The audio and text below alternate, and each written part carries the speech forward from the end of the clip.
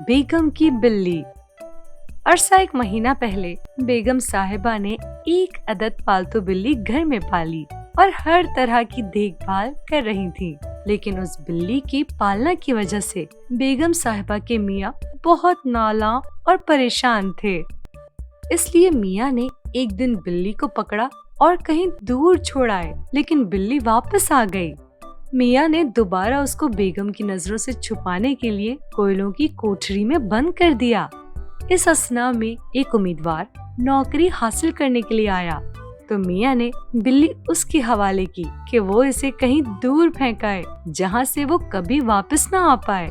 میاں نے امیدوار کو 98 انعام اور نوکری دینے کا لالچ دیا، لیکن امیدوار نے میاں کی مجبوری کا فائدہ اٹھا کر 5 روپے انعام کا مطالبہ کر دیا۔ اس دوران بیگم میاں کو پکارنے لگی تو میاں نے فوراً امیدوار کو 5 روپے کا نوٹ دیا اور بلی کو کپڑوں کے نیچے چھپا کر بھاگ جانے کو کہا۔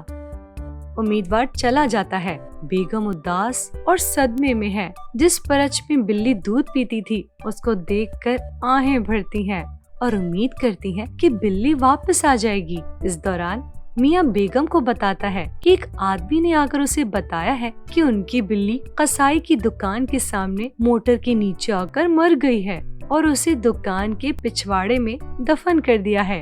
یہ خبر سن کر بیگم زور زور سے رونے لگتی ہے۔ میاں اس کو حوصلہ دیتا ہے کہ بلی کی موت آئی ہوئی تھی، اس لیے وہ مر گئی۔ تم دل بہلانے کے لیے کار لے کر بازار چلی جاؤ۔ بیگم نے میاں سے کہا کہ وہ بلی کی قبر پر چڑھانے کے لیے پھول لے کر آئے گی۔ اس دوران میاں کا بھائی آ گیا اور پوچھتا ہے کہ کیا ہوا۔ میاں بیگم کو بازار جانے کے لیے دروازے تک چھوڑ آتا ہے اور بھائی کو ساری صورتحال بتاتا ہے کہ بلی نے کس طرح اس کی زندگی اجیرن کی ہوئی تھی۔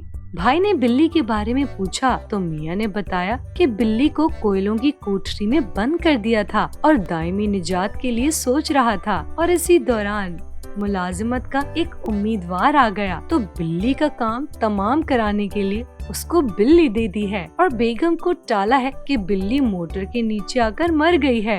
بھائی نے کہا کہ آپ نے بہت زیادتی کی ہے، لیکن میاں نے کہا کہ بلی کی بدولت گھر غلیظ اور گندا ہو گیا، اطمینان قلب غارت ہو گیا، ہمسایوں اور کئی دوسرے لوگوں حتیٰ کہ بیوی سے بھی تعلقات کشیدہ ہو گئے تھے اور 5 روپے بھی خرچ ہو گئے جو شخص کو دیے جو بلی کو ٹھکانے لگانے گیا ہے، اور تمہاری بھابھی کا غم غلط کرنے کے لیے 10 روپے انہیں بھی دیے۔ اسی طرح کل 15 روپے کا خرچہ ہو گیا۔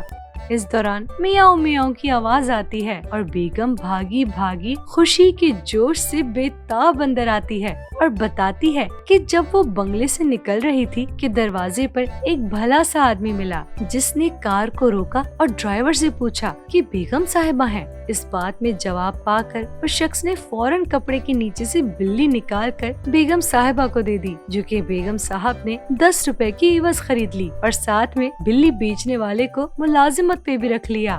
اس دوران امیدوار میاں کو سلام کرتا ہے اور بیگم صاحبہ کا شکریہ ادا کرتا ہے کہ انہوں نے اسے ملازمت دے دی، اور بلی گھر میں بے تکلفی سے پھرنے لگی، گویا عرصے سے یہیں رہ رہی ہو۔